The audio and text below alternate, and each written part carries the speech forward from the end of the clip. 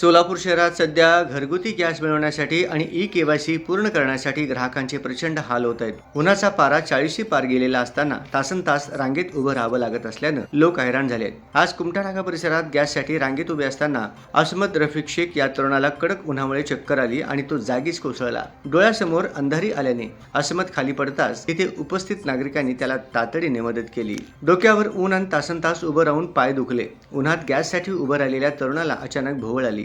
गॅससाठी उन्हात उभारल्यानंतर तरुणाला चक्कर आली. त्यानंतर आजूबाजूच्यांनी त्याला पाणी देऊन शुद्धीवर आणलं. सोलापुरातल्या कुमठा नाका परिसरातील गॅस एजन्सी समोरील घटना घडली. असमत रफिक शेख असे भोवळ आलेल्या तरुणाचे नाव असल्याची माहिती मिळाली आहे. गॅस सिलेंडर बाबत ग्रामीण भागात परिस्थिती बिकट होत असल्याचं दिवसेंदिवस पाहायला मिळत आहे. केवळ ऊनच नाही तर गॅस एजन्सीकडून दिली जाणारी कारणं नागरिकांच्या जखमेवर मीठ चोळण्याचं काम करत आहेत.